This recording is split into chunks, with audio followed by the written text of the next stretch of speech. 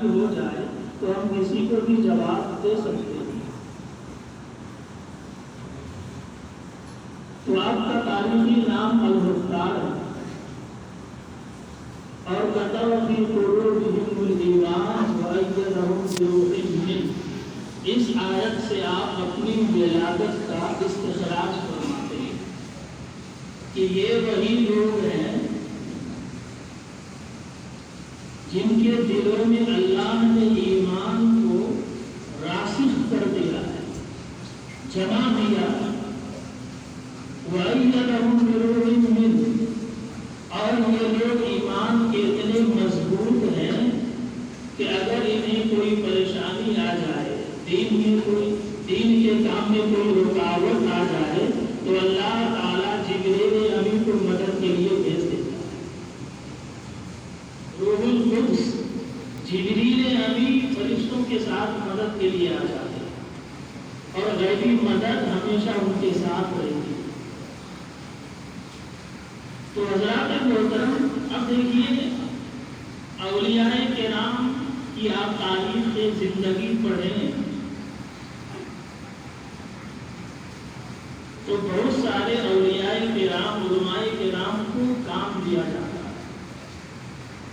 کسی کو علمی ذمہ داری دی جاتی ہے، کسی کو روحانی ذمہ داری دی جاتی ہے، کسی کو تحقیقی ذمہ داری دی جاتی ہے، کسی کو تجدیدی ذمہ داری دی جاتی ہے، اور جن کو تجدیدی ذمہ داری دی جاتی ہے انہیں ہم مجدد کہتے ہیں۔ مجدد جدید سے بنا، جس کا معنی ہے نیا کرنا، نیا بنانا۔ اب نیا کیا ہوتا ہے؟ تو نیا کا مطلب ہے چمکا دینا، صاف کر دینا، کلین کر دینا۔ اب دیکھیے تاریخ انبیاء آپ دیکھیے تو حضرت آدم علیہ السلام و تسلیم سے لے کر حضور علیہ السلام تک جتنے بھی رسولان نظام رسول تشریف لائے تو 100 سال میں کبھی کبھی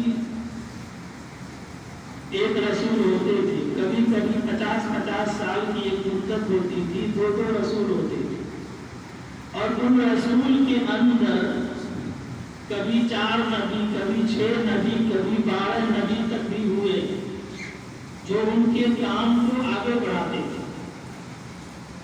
تو حضور علیہ السلام تک انبیاء کرام کا سلسلہ چلتا رہا، اور رسول کی مدد کے لیے، ان کے مشن کے ہاتھ بٹانے کے لیے اللہ تعالیٰ نبی بھی بھیجتا رہا، ولی بھی بھیجتا رہا۔ لیکن چونکہ خاتم الانبیاء تاجدار کائنات صلی اللہ علیہ وسلم آخری نبی بن کر آئے، آخری نبی، اب آپ کے بعد کوئی رسول نہیں آ سکتا، کوئی نبی نہیں آ سکتا، اور کوئی نبی رسول ہونے کا دعویٰ کرے تو مطلب یہ ہے کہ قرآن کی آیت کا انکار کر رہا ہے۔ وَلَٰكِن رسول اللہ وخاتم النبیین، قرآن اپنی مہر ثبت کر دیا ہے کہ یہ اللہ کے آخری نبی رسول ہیں، ان کے بعد کوئی نبی آ ہی نہیں سکتا ہے، کوئی راستہ نہیں ہے۔ تو چونکہ تاجدار کائنات صلی اللہ علیہ وسلم کے دین کو قیامت تک چلنا ہے، تو پہلے انبیاء کرام کو اللہ تعالیٰ مبعوث فرماتا رہا، لیکن آخری نبی چونکہ تاجدار کائنات ہے، اب کوئی نبی نہیں آ سکتا۔ تو اس دین کو چلانے کے لیے اللہ تعالیٰ نے 2 جماعتوں کا انتخاب فرمایا۔ پہلی جماعت جس کو ہم اولیاء کہتے ہیں، اور دوسری جماعت وہ ہے جن کو ہم علماء کہتے ہیں۔ اولیاء کرام کو چنا اور علماء کرام کو چنا۔ اب دیکھیے ابو داؤد میں بھی ہے، ترمذی کے اندر ہے، احادیث کی کتابوں میں ہے، حضرت ابو ہریرہ کی روایت ہے، ان اللہ یبعث لہذہ الامۃ علی رأس کل 100 سنۃ من یجدد لها دینها اب انبیاء کرام کی تاریخ آپ ذہن میں رکھیے اور حدیث پاک سماعت کیجیے کہ تاجدار کائنات صلی اللہ علیہ وسلم نے ارشاد فرمایا، حضرت ابو ہریرہ کی روایت ہے، فرماتے ہیں کہ میری امت کے لیے ہر 100 سال میں اللہ تعالیٰ ایک مجدد بھیجے گا۔ ہر 100 سال کے منہ پر شروع میں ایک مجدد آئے اس امت کے لیے، اور مجدد کا کام کیا ہے؟ من یجدد لہا دینہا، یہ مجدد لوگوں کے دین کی تجدید کر دے گا۔ اب دین کی تجدید کا مطلب ہے کہ دین پر، عقیدے پر، اسلام پر، قرآن پر جو غلط لوگوں کے رجحانات ہیں، جو غلط خیالات ہیں، جو غلط افہام ہیں، جو لوگ اپنے دل دماغ سے کچھ سمجھنا تھا سمجھ کچھ بیٹھے ہیں، تو وہ گرد و غبار کو صاف کریں اور دین کے اصل چہرے کو، عقیدے کے اصل چہرے کو، قرآن و احادیث کے اصل چہرے کو وہ نکھار دے گا اور لوگوں کے سامنے پیش کر دے گا۔ اب دیکھیے اس کی ضرورت کیوں ہوتی ہے؟ اس کی ضرورت کیوں ہوتی ہے؟ تو ہم جس ماحول میں رہتے ہیں، جس شہر میں رہتے ہیں، جس ملک میں رہتے ہیں، پورے ورلڈ ہی کی بات کر لیں تو 100 سال کے اندر اندر بہت ساری تبدیلی آتی ہے، ماحول کا اثر ہوتا ہے۔ مقرر وہی تقریر کرے گا جس سے لوگوں کی واہ واہی ملے، نعت خواہ وہی نعت پڑھے گا جس سے لوگوں کی واہ واہی ملے، تحریر لکھنے والا وہی تحریر لکھے گا جس سے لوگوں کے اندر شہرت ہو، خطیب وہی خطابت کرے گا جس سے تعریف ہو۔ تو تقریر کے اندر تبدیلی آتی ہے، تحریر کے اندر تبدیلی آتی ہے، خطابت کے اندر تبدیلی آتی ہے، نعت خوانی کے اندر تبدیلی آتی ہے، یہاں تک کہ جلسوں کے اندر تبدیلی آ جاتی ہے۔ اور ہوتا کیا ہے؟ دین اصل کچھ ہے، لوگوں کو کچھ اور دکھایا جاتا ہے۔ جو سمجھنا چاہیے تھا وہ سمجھا نہیں جایا، لوگوں کو جو سمجھنا تھا، سمجھانے والے کو جو سمجھانا تھا، وہ بات کو چھوڑ دیا جاتا ہے، اور واہ واہی کے چکر میں لوگ نام نہاد کے چکر میں اصل کو بھول کے شہرت کے پیچھے پڑ جاتے ہیں۔ اب اس سے ہوتا کیا ہے؟ مسائل پر گرد و غبار پڑ جاتے ہیں، مسائل پر، نکاح کا مسئلہ ہو، طلاق کا مسئلہ ہو، اس پہ بھی گرد و غبار پڑ جاتے ہیں، عقیدے بھی بدلنے لگتے ہیں، عقیدے بھی بدلنے لگتے ہیں، مسلک بھی بدلنے لگتے ہیں، دین کے راستے بھی بدلنے لگتے ہیں، بہت کچھ تبدیلی آتی ہے۔ تو اللہ تعالیٰ جیسے پچھلے انبیاء کرام کے زمانے میں نبی کو بھیجتا تھا تاجدار کائنات کی امتی کے لیے ہر 100 سال میں ایک مجدد مبعوث فرمائے، اور وہ مجدد جب آئے گا تو مجدد کا کام ہوتا ہے کہ دیکھنا، اور دیکھنے میں دو لوگ ہیں، ایک اپنے بھی ہیں، ایک اپنے لوگ بھی ہیں جو دین کے اندر رہ کر غلط فہمی کے شکار ہو گئے، اور ایک باہر کے لوگ ہیں جو دین پر حملہ کر رہے ہیں، یہ صحیح نہیں، یہ صحیح ہے، یہ صحیح نہیں، یہ صحیح ہے۔ تو مجدد ان تمام فتنوں کا سینہ چاک کر کے اصل دین لوگوں کے سامنے پیش کرتا ہے۔ اب آپ دیکھیے 1856 عیسوی کی آپ تاریخ دیکھیے، تو جب اعلیٰ حضرت کی ولادت ہوئی تو ہندوستان کا خاص کر اور پوری دنیا کا عام مستقبل کیا حال تھا؟ لوگ کس طرح، اب یہ جو 1856 ہجری کا دور ہے، اعلیٰ حضرت کی ولادت کا دور ہے، یہاں تلواروں کی جنگ نہیں ہے، جنگ نہیں ہے، یہاں قلم کی جنگ ہے. یہاں قلم کا پاور دکھایا جا رہا ہے، کیونکہ تلوار سے جنگ ہو تو نام نہاد مسلمان بھی اسلام کے لیے لڑ سکتا ہے، لیکن جب قلمی تلوار چلے اور دلیل میں قرآن و حدیث پیش کیا جائے تو عام سے عام آدمی بھی یہ سمجھنے پہ مجبور ہوتا ہے کہ ہاں قرآن و حدیث کی بات کر رہا ہے، مطلب یہ ہے کہ بات صحیح ہے. جبکہ وہ قرآن و حدیث کی آڑ میں عقیدہ بگاڑ رہا ہے، فتوے بدل رہا ہے. تو اعلیٰ حضرت کی جب ولادت ہوئی تو اعلیٰ حضرت کو مجدد بنا کر اللہ تعالیٰ نے بھیجا. اور یہ مجدد کوئی دنیا میں آ کے نہیں بنتا ہے، یہ اللہ تعالیٰ کی طرف سے خاص انعام ہوتا ہے.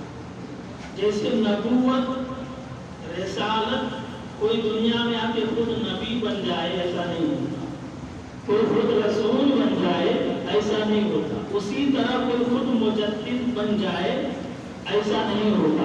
اللہ تعالیٰ اس بندے کا انتخاب کرتا ہے اور پھر زمانے کے حساب سے اسے ہتھیار دیتا ہے. اگر علم کی جنگ ہے، قلم کی تلوار چل رہی ہے، تو اسے وہ علم دیتا ہے کہ اس کے علم کے رد میں یا اس کے علم کے کاٹ میں کسی کا علم کام نہیں کرتا. تو محترم حضرات، تو مجدد سرکار غریب نواز بھی 6 صدی ہجری کے مجدد، 6 صدی کی جب ہندوستان تشریف لائے تو دیکھیے آپ کیا ہوتا. اس ٹائم میں تجدیدی کام میں یہ کام تھا کہ ایمان لوگوں کو عطا کرنا ہے. جو لوگ کافر ہیں، غیر مسلم ہیں، انہیں ایمان دینا ہے. اور اعلیٰ حضرت کے ٹائم میں ایسا معاملہ ہوا کہ یہاں کافر کو ایمان میں نہیں لانا ہے. تجدیدی کام میں یہ ہے کہ جو مسلمان ہیں نام کے اور غلط عقیدے کے حامل ہیں، غلط عقیدے پر عمل کر رہے ہیں، غلط عقیدے دل دماغ میں بٹھائے ہیں، تو اس غلط عقیدے کو نکال کر صحیح عقیدہ عطا کرنا. اب دونوں میں فرق دیکھیے. وہاں ایمان پھیلانا ہے، اسلام پھیلانا، اور یہاں ایمان بچانا ہے، اسلام بچانا ہے. دونوں میں فرق سمجھ رہے ہیں؟ فرق آپ سمجھ رہے ہیں؟ بعض لوگ یہ کہہ کے نکل جاتے ہیں کہ اعلیٰ حضرت نے اس کو کافر کہہ دیا، اس کو کافر کہہ دیا. جب کلمہ چلتا تھا تو کفر کے ہی فتوے شادی ہوتے تھے. استغفر اللہ معاذ اللہ. ایسا نہیں ہے. لوگ یہی سمجھ نہیں پائے کہ اعلیٰ حضرت کا کام کیا ہے اور غریب نواز کا کام کیا ہے. جیسے مثال کے طور پہ اگر کسی کو آپ کو نمازی بنانا ہو، کسی کو نمازی بنانا ہے تو اسے نرمی سے کہیے، اسے پیار سے کہیے، اسے اخلاق سے کہیے. لیکن اگر اس کے ایمان کو بچانا ہو تو وہاں آپ کا پیار کام نہیں آئے. آپ کسی کو سخت جملے میں کہیے کہ چلو نماز پڑھنے، نماز نہیں پڑھتے ہو، یہ کرتے ہو، اگر غصے میں آپ کہیں گے تو اور پھر بھاگے نرمی سے. لیکن جب ایمان، جیسے کوئی اگر کفر کر رہا ہے، کوئی غلط عقیدے میں پڑا ہوا ہے، کوئی بت پرستی شروع کر دے، کوئی حضور کے خلاف زبان دراز کرنے لگے، تو ایسے میں آپ کی نرمی کام نہیں آئے. ایسے میں جلال چاہیے، ایسے میں غصہ چاہیے، تاکہ اس کے کفر کو آپ کے غصے کا جھٹکا لگے اور کفر پیچھے ہٹے. تو غریب نواز جب ہندوستان میں تشریف لائے تو اس وقت ایمان اسلام پھیلانا تھا، اور پھیلانے کے لیے نرمی چاہیے، پیار چاہیے، اخلاق چاہیے. تو اسی لیے غریب نواز اپنے اخلاق و کردار سے اپنے ہاتھ حق پرست پر، ہاتھ پر 90 لاکھ لوگوں کو اپنے کلمہ پڑھا دیا.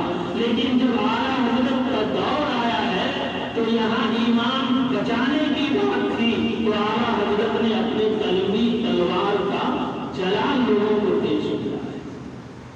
تو حضرات محترم، اب دیکھیے مجدد کا کام کیا ہوتا ہے، آپ تو سمجھ گئے، دین کی تجدید کرنا، دین کے گرد و غبار کو صاف کرنا۔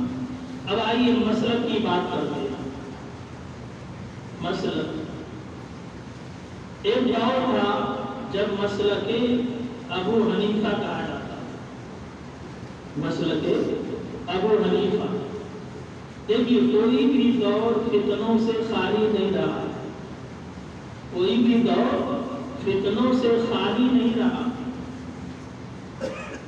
تاجدار کائنات حضور علیہ الصلوۃ والتسلیم کے دور میں بھی سب سے بڑا فتنہ منافق تھے۔ منافق کفار تو اپنی جگہ تھے، منافق کبھی ادھر کبھی ادھر، کبھی مسلمانوں میں گھس جائے کبھی کافروں میں گھس جائے۔ اس وقت یہ سب سے بڑا فتنہ تھا، یہاں تک کہ یہ فتنہ بڑھتا چلا گیا۔ اللہ تعالیٰ نے سورہ منافقون نازل فرمایا اور حضور علیہ السلام ایک ایک کا نام لے لے کر اپنی مسجد سے باہر کر دیا۔ یہ دکھاوے کا ایمان کوئی کام کا نہیں ہے، فلاں تو نکل، فلاں تو نکل، فلاں تو نکل۔ اب سوال ہوتا ہے کہ مسجد میں کافر تو آ نہیں سکتا، مسجد میں کوئی کافر آئے گا؟ نہیں آ سکتا، تو پھر سرکار نے ان لوگوں کو نکالا کیوں؟ تو مطلب یہ ہے کہ ظاہری ایمان کا کوئی مطلب نہیں ہے، جس کا دل، جس کا دماغ، جس کی روح ایمان والا نہ ہو وہ حقیقت میں مسلمان نہیں، بھلے دکھاوے کے لیے لاکھ۔ کیونکہ ایمان میں آپ جانتے ہیں اقرار باللسان، پہلا زبان سے اقرار کرنا، کہنا، دوسرا ہے تصدیق بالقلب، دل سے اسے ماننا، شک میں نہ رہے کہ ہاں یار ہو سکتا ہے، نہیں ہو سکتا ہے، ہوگا نہیں ہوگا، ہوگا۔ جیسے یہ عقیدہ رکھنا پتہ نہیں جنت ہے بھی کہ نہیں، جنت ہوگی کہ نہیں، جہنم ہے کہ نہیں۔ بعض لوگ اسی خیال میں گناہ کرتے رہتے ہیں، ارے یہ تو سنی سنائی باتیں، پتہ نہیں جنت جہنم ہے کہ نہیں۔ مرنے کے بعد کون دیکھنے جاتا ہے؟ مرنے کے بعد کون دیکھنے جائے گا؟ لیکن اگر یہ عقیدہ ہے تو سمجھیے کہ ایمان ہاتھ سے گیا۔ جنت ہے، جہنم ہے، تو دل سے ماننا، زبان سے اقرار کرنا اور دل سے اسے سچ ماننا اور عمل بالجوارح، لیکن یہ دو چیزیں ضروری ہیں۔ تو حضور علیہ السلام نے اس کے بعد دیکھیے پھر آیا صحابہ کا دور، حضرت ابو بکر کا دور آیا، تو کچھ لوگ زکوٰۃ سے انکار کر بیٹھے کہ زکوٰۃ جو ہے اسلام میں جائز نہیں، کچھ لوگ نبوت کا دعویٰ کر بیٹھے۔ اس طرح سرکار غوث الاعظم کا جب دور آیا تو اس ٹائم بھی بہت سارے بد عقیدے لوگ موجود تھے، دین کو غلط شکل میں پیش کر رہے تھے۔ سرکار غوث الاعظم نے مجدد بن کر آئے اور دین کی وہ تجدید آپ نے فرمائی کہ آپ کا لقب محی الدین ہو گیا، دین کو زندہ کرنے والا۔ تو دین کی تجدید، زمانہ گزرتا رہا، کبھی غریب نواز آئے، کبھی مجدد الفسانی آئے، اور اس کے بعد اس صدی میں اعلیٰ حضرت عظیم البرکت 14ویں صدی میں یہ مجدد اعظم ہے، مجدد اعظم اپنے صدی کے مجدد اعظم ہے۔ اور پھر اعلیٰ حضرت نے وہ کمال دکھایا، وہ کمال آپ اعلیٰ حضرت کے علمی اور روحانی پاور کا ذرا ملاحظہ کیجیے۔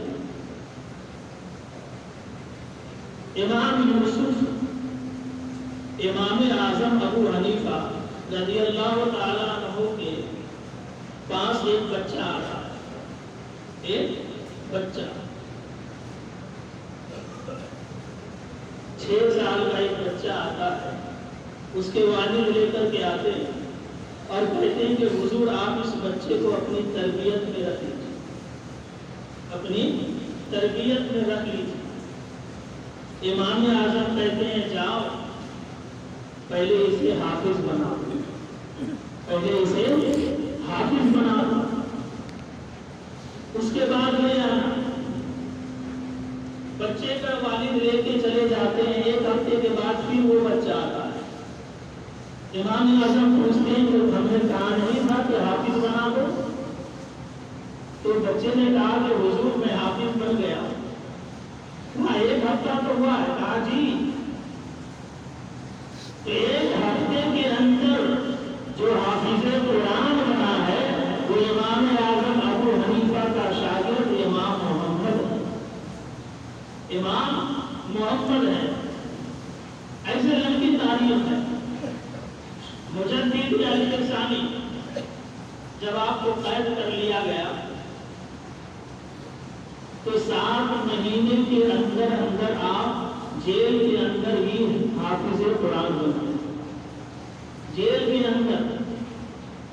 ऐसे बहुत सारे हाफिज हैं जो 1 महीने में, 2 महीने में, 1 हफ्ते में, 2-4 महीने में हाफिज कुरान बने हैं।